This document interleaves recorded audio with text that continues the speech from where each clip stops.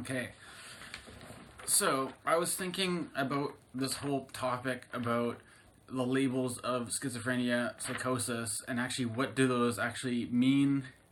What is the experience they're describing all about? And to actually talk about what goes on there. And part of that, I suppose, got me thinking about this song from The Fall, which were one of my favorite bands for a number of years. Marky Smith, the main guy from The Fall, passed away recently. Rest in peace, Mark. I don't know. He was a bit of a strange guy. I don't know how the direction he was going on in his later years. I may not support everything he had to say, but I definitely do appreciate his music that he put out. Anyways, I'm just gonna get right to it here, and I've got a printout of the lyrics. I won't sing them, but I will read them, and we'll go over this as you'll see how it goes here. The man whose head expanded. The man whose head expanded was corrupted by Mr. Sociological Memory, was corrupted by Mr. Sociological Memory Man, could not get a carrier bag for love nor money. The man whose head expanded. Sounds like Hick wop, huh? Sounds like hip wop, huh? Over, over, over. The man whose head expanded, the soap opera writer, would follow him around and use his jewels for TV prime time. The man whose head expanded. Turn that bloody blimey space invader off. The man whose head expanded explained. The scriptwriter would follow him around. Of this he was convinced. It was no coincidence. The logger seemed poisoned. It was no matter of small consequence. No little pub incidents. The red-faced post-jolly grapes would steal his jewels and put them in the mouths of Vic actor fools. Of this he was convinced. Sounds like hick wop, huh? Sounds like a load of mick wop, huh? Over, over, over, over. The man whose head expanded. The man whose head expanded does not want to appear illiterate. Crack, crack. The man does not want to appear illiterate. Crack, crack, crack. The man whose head expanded. Come on with the heraldry. Add misinterpretation. Prerogative. John Kennedy's Pulmonesque explained. Pub asks slyness. The man whose head diminished.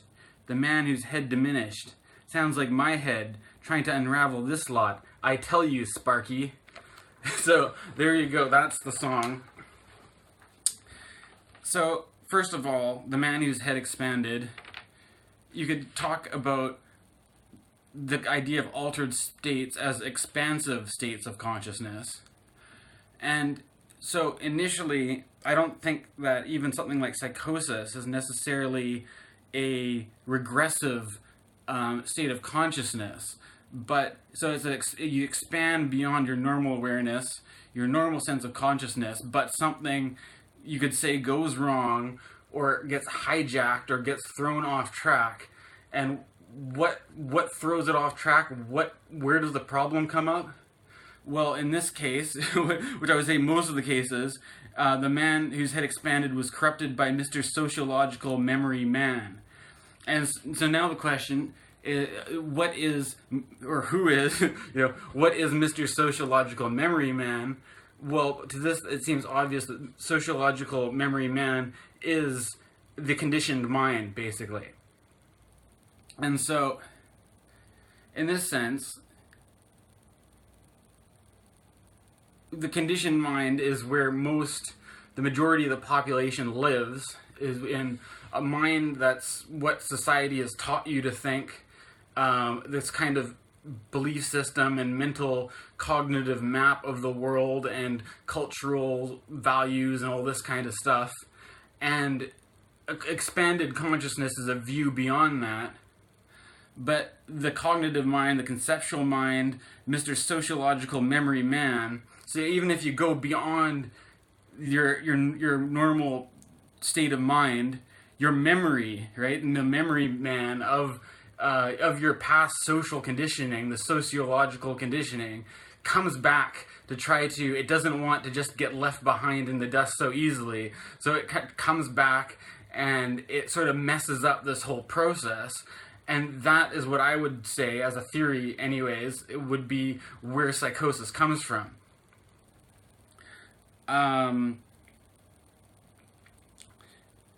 And so you've got things like, I think this is a great song because it also points to an issue. Like, I'm not really big on using words like psychosis and schizophrenia and stuff like that, because I've gotten more into the whole spiritual emergency scene, and I find, I mean, it's just another word anyways, but I think it's a more helpful sort of way to start to get a handle of this kind of stuff, whereas I think, I mean, there's been articles put out that schizophrenia is, at this point, a pretty out-of-date term, and it's on its way out, and the stuff is just loaded with so much kind of, like, baggage, and it doesn't, I don't think it really is in service of actually understanding these things better.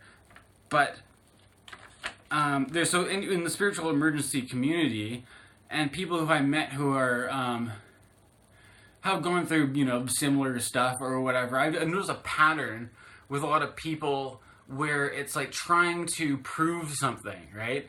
And it's trying to, like, you know, because there's plenty of stuff, if you look at that stuff like, you know, quantum physics, consciousness research, and things like that, there's plenty out there to prove that reality is not quite what we're taught to think it's like, or that the human mind, human consciousness is not quite what we're taught to think it's like. But still, people are very kind of stubbornly stuck to this kind of old-fashioned way of looking at things. So there's a lot of people who are trying to, especially when it comes to spirituality, that a lot of people are, with the kind of separation between church and state, science and religion, all these kinds of things, people are wary of getting into anything that sounds too woo-woo or spiritual, basically, right? And so there's a lot of people trying to, you know, get into these big debates or try to, like, prove the point that, you know, oh, it really is a spiritual experience, it really is a spiritual reality, and all this kind of stuff. But, and it's basically, it's a sort of sociological thing, you could say, where you want to be taken seriously in your culture and stuff like that. But if you start to actually try to talk about these experiences you go through, well, guess what? It sounds a lot like a lot of hick-wap, huh? It sounds like a lot of hick-wap, which, I mean, it was kind of actually funny, this line, because for years I was mishearing the lyrics as sounds like Hitler, like Adolf Hitler, and that was putting a weird spin on the song for me. And then finally I read the lyrics just like the other day, and I realized, oh, it's hick-wap, which I don't actually think there's a definition for hick-wap, except for, like, I hope it's not, like, these aren't, like, racial slurs or something, but the, knowing Mark E. Smith, it may be, but it sounds like the context it's used in anyways is, like, hogwash or something like that, right? And so that's the kind of thing, is that one of the big dilemmas for me in this position, making a video or starting a video blog on these subjects, is that to try to explain theories, to explain what's going on and how this stuff works, you're putting yourself in a vulnerable position where, you know, your point of view might be a bit far out, and people will just dismiss it because it sounds like a lot of hick-wop, huh? You know, it's a lot of, so this is like the kind of thing that people get into, is that they, you know, it's sort of like, shit, I better not tell anybody about this stuff, because they'll just think I'm crazy, or, you know, that it's a load of hick-wop. And then it goes on, the man whose head expanded, the soap opera writer, would follow him around and use his jewels for TV prime time. The man whose head expanded, and then that sort of repeats again this thing. And so the soap opera writer and primetime TV, and to me, my interpretation of this is it's pointing to a very classic kind of example that people use for psychotic delusions, and that's like, you know, the people will be like, oh, the TV is giving me messages, or the radio is talking to me, or something like that. This is a little bit different. It's that this character is it's a bit of this paranoid delusion because he thinks that the writers are spying on him. And so he's watching TV. He might have some novel ideas, and then he flicks on the TV, and it's like, those bastards stole my ideas. And so this is actually a good example of how his mind his expanded head is being corrupted by Mr. Sociological Memory Man. As that there's this whole question when you're getting into the talk about these expanded states of consciousness, that most people in conditioned ego mind, in this sense, the ego is referring to identification with the personal cognitive process, and it's this idea of living in a separate, people talk about ego boundaries, that so, like, this is me, and I have my thoughts, and they're strictly limited to my mind, and so if somebody else, has a similar idea, then they came up with that independently from me, right? And for this, it's like, for one thing, people would say that, be like, oh, even though Jung was getting into ideas of the collective unconscious, and when I was going through my stuff, that was actually coming to mind. That was one of the first things, was like collective unconscious. Oh my God, here it is, kind of thing. Whereas somebody else is not sociologically conditioned into these ideas. They don't have that concept to use to understand it. So when they start to see things like that break the boundaries of individual consciousness, that there's no barrier between my thoughts and the thoughts on TV, then that must mean that the scriptwriter from TV is following me around or spying on me and taking notes and then stealing my ideas, right? Because the cognitive brain can't get a grip on what the other answer would be that, like, wait a minute, whose ideas are these anyways? Like, when you get into things like Ramana Maharshi's self-inquiry here, right? With Ramana Maharshi, so who am I? So there's this idea, who is the owner of the idea? Where is he? And you're like, well, he's right here. He's the guy talking to you, right? But who's in your own internal kind of thing, you try to locate this I, this you that owns these ideas. And really, the spoiler to this is you find out that the I of who I take to be Dan, who has these novel ideas, is himself just an idea. And actually the idea, this is great, there's an Alan Moore documentary where he talks about this as being a kind of idea space in collective consciousness, where these ideas are just floating around and anyone can kind of pick up on them if they learn how to, right? And so, there isn't any strict, copyright ownership of property in idea space. Anyone can tap into that and, pick up, ideas that are floating around the collective unconscious. And so this, you start to get to, things which might seem like synchronicities. Like, I'm thinking about something, and then I'll read a book, or I'll, whatever, and somebody else has the exact same idea, or seems to have stolen my idea. That might be technically how it happens for me, but, this is an example of synchronicity, which was another, Jung was big on collective consciousness, he was big on synchronicity. This sort of falls in line with that kind of thing. But the thing is, even that concept, to try to talk to somebody who's a psychiatrist or something like that, or somebody who's not into these kinds of perspectives or whatever, then it's not really that, having this idea about it is actually, in some people's eyes, is not much any better than thinking that somebody's spying on you, and either the soap operator spied on you and stole your ideas, because both of these sound so outlandish, that there's such thing as collective unconsciousness and synchronicity, all that to these people it just sounds like hick-wop, huh? So then we get back to sounding like hip-wop. And there's a couple other things in here. There's the logger seemed poisoned. It was no matter of small consequence. No little pub incidents. So pub incidents is a play on coincidence. I know Marky Smith liked to spend a lot of time in the pub. I think he actually wrote a Marky Smith's Guide to Writing, which involved just going to the pub a lot. and the lager seemed poisoned, which is actually kind of funny because technically alcohol is poison, but that's another kind of psychotic delusion that comes up, is that things seem poisoned or whatever. I think that's probably a pretty common one.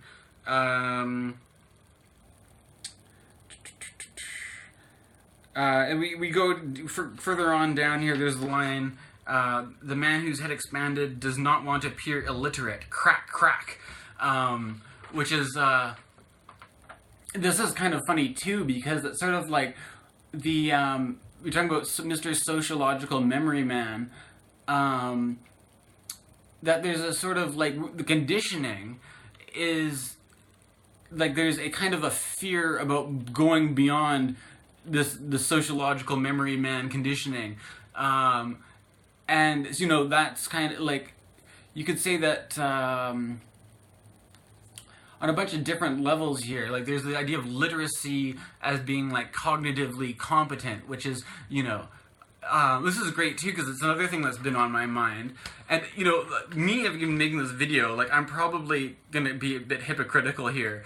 But I've noticed that, like, you know, let's say a guy like me makes a YouTube video.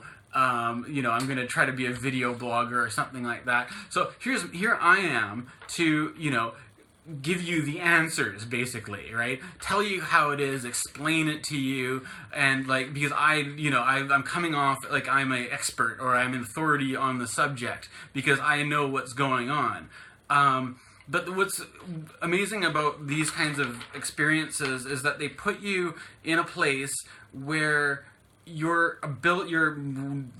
normal, what you've built up as your mind, to understand things and put information together and talk like you know about what's going on. This is the kind of experience where most people's minds fall short, basically. That, and a lot of, if you really start to get into this kind of stuff, Jung's great about this because he talks about how anything which is very definitive and makes a lot of sense itself is full of shit, basically, because this stuff is so bizarre, basically, when you start to get into these spiritual domains. It's full of paradox, it's full of contradiction, it's full of, the way cognitive mind works is typically in a kind of black and white, binary, true or false kind of way, and if you're used to thinking like that, and you start to get into spiritual territory of consciousness, it's just shit out of luck, basically. It's so your ability to talk about these things in a coherent way is really put to the test, and I think most people who cross into these states try to talk about it, try to maybe write about it and be literate about it and communicate it. This is what gets them in trouble, because the mind's trying to grab onto it and sort of like bring, you know, there's a great Ram Dass talk where he talks about, you know, because you're going up here, you were down here, and you're trying to bring it down here to a place where you can talk about it, to explain it to people, and bring it down to this normal level, right?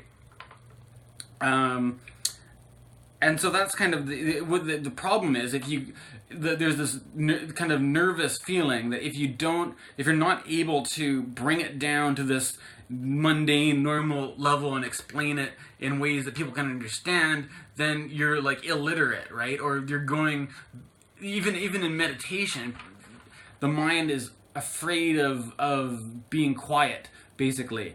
And just sort of zenning out, you know, the whole, like, stillness, silence of the mind, because it's kind of like this fear of being illiterate, not knowing anything. And even it's kind of ironic, too, because you've got the philosopher Socrates, whose most famous line was that, you know, the stuff about all I know is that I know nothing. Because I interpret that anyways, as Socrates got to that point. And he just realized it. He went for it. That really, like, once the further you keep going, you get to the point where you don't know anything. And Socrates didn't write any books. All his stuff was just Plato writing about him. So it's possibly the greatest, you know, if you're a literary figure, as a philosopher, it's like you go so far in that direction that you're illiterate, more or less, in this sense, that you're not able to write anything about it because you understand that it's not going to fit into these little, these words are basically just signposts, and you realize that the signposts are always not really going to point in the right direction for what it is you're trying to talk about, and you just do the best you can with it. So and it's also interesting too, because I mean, you could also go into stuff about how modern literature has kind of. I mentioned on one of my Facebook pages something about Ralph Waldo Emerson a while ago, and somebody commented and said, "Oh, interesting you bring him up, because in literary circles, Emerson is kind of looked down upon, or he doesn't get like the big accolades or whatever." And, I think Emerson, there's also, I was, watching the Richard Doyle stuff. He was bringing up Teilhard de Chardin and talking about how he was not really that accepted for bringing transcendence and mysticism into literature and culture. So even if you do have a way of writing about that, there's this issue, whereas if you try to bring this stuff into our literary world, you might be a misfit, because to a lot of people, again, it sounds like a load of hick-wop, basically. And, there's some other stuff in this which I'm not going to, I'm actually pretty amazed at my ability to come up with a commentary on this fall song, because there's a lot of fall songs that I'm kind of like, what the hell is he talking about? But this one seems pretty clear to me. There are certain references in here that are a little bit like the red-faced post-Jolly Grapes. I don't really know what that's supposed to be in a... Oh, red-faced post-Jolly. That's obviously a wine reference in the pub. I get it. Okay. Like somebody in the pub is overhearing him, and there's at the end it's the man whose head diminished. The man whose head diminished sounds like my head trying to unravel this lot. I can tell you, Sparky. And so it's kind of like the beginning of the song. You've got the man whose head expanded, but this whole process of the corruption of the cognitive mind, it's sort of like, this is the temporary experience, the fall from grace. You had the expansive experience, and you got it, and you lost it, like so many people. And why? Because your expansion diminished, because your own cognition, your own sociological memory man co-opted the experience, took it over, and your own attempts to understand it, put it into words, explain it, just sort of wrecked the whole thing, basically. The good news is that if you had it once, you might be able to get it again and have better luck next time. There's something else here. I wonder if I could just leave it there. It was one more thing.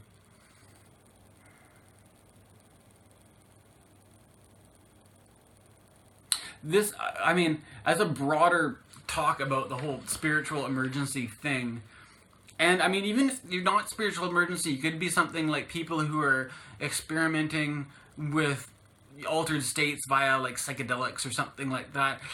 I have a theory based on this kind of stuff that it's like this constant game.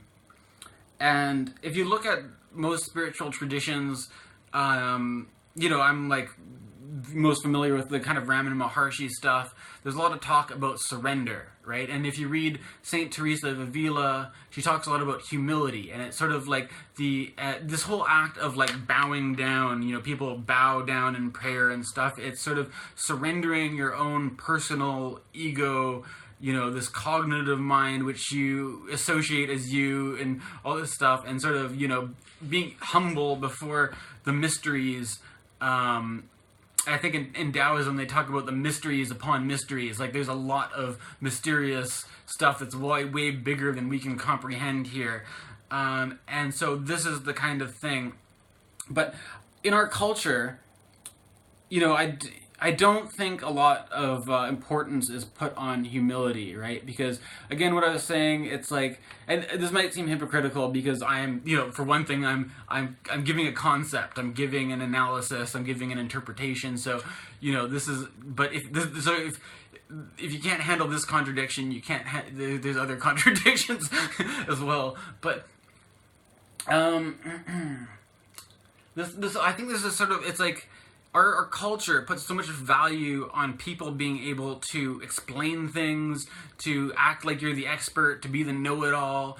And, of course, you're seeing a bit of kickback there with stuff like mansplaining now. Like, people don't like when men try to explain everything, especially if you already know what they're talking about. But everybody, because it's this ego thing, basically. It's like, if I look like I know what I'm talking about, if I am the authority, I'm the expert, then that gives value to this personal identity called me, and then makes me, a worthy person in the social group or something like that. And so there's this pressure to have an idea for it, to be able to talk about it, to be able to explain it, and also to be, there's the classic ego thing would be to take credit for that too. Like, I'm such a smart guy because I can talk about this stuff, and what I would like to see, and I don't know, maybe I should play around with this myself, is instead of making a video, again, I'm guilty of this with this video, of trying to explain something like a song or something like that, is instead of the answers, to ask questions, basically, right? Like, so, okay, this is what you don't know. This is what we know. What do we not know? What are the questions? What are the unexamined areas here that people haven't looked into, right? What's the, moving into the unknown, right? And when you move into, and this is the whole thing, it's like going back to grade school, is that, you're the well-to-do student, if you have the answer to the question when the teacher calls on you. But if you're like, I don't know, man, then it's embarrassing, right? No, that's the whole thing. I think that underlies a lot of this people, is that people are afraid of this not knowing kind of thing. And so you kind of wonder, is this social conditioning, that we are really neurotic about just the unknown, and just kind of rather than, you see something on, somebody has an experience with a synchronicity on TV, and then because they're so, rather than the mystery of it, rather than just being in this, that's kind of a mysterious thing, right? Rather than being in the mystery of it, you have this pressure to explain it and have an answer for it, and I'm so smart because I know what it is, but then that creates this thing that we call psychotic delusion, because the mind's racing out of this sort of, this is almost a paranoid kind of fear to come up with an answer for why, it looks like the soap opera is synchronizing with your life. Rather than just sitting with that kind of unknown, the mind wants to say, oh, it's the writer has been following me around at the pub and has been spying on me, and then I'm being watched by everybody, and these are the paranoid delusions come in, right? And I think it's kind of interesting in my own experience with this stuff, is because I was already because, what can I say? I listened to The Fall before all this stuff happened. I read Philip K. Dick. I even started to read a bit of Jung. I had a primer going into this kind of stuff. So I never really got into a lot of these kind of paranoid delusions, or these belief systems.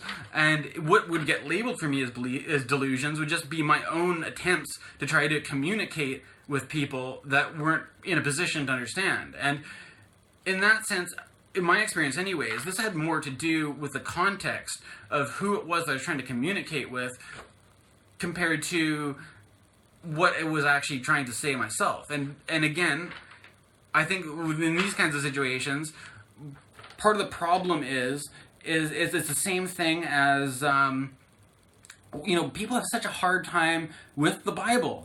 How this is the predicament that the spiritual emergent scene is in, basically, is you've got a whole culture of people who can't handle the religious text that dominates the religious culture in this area.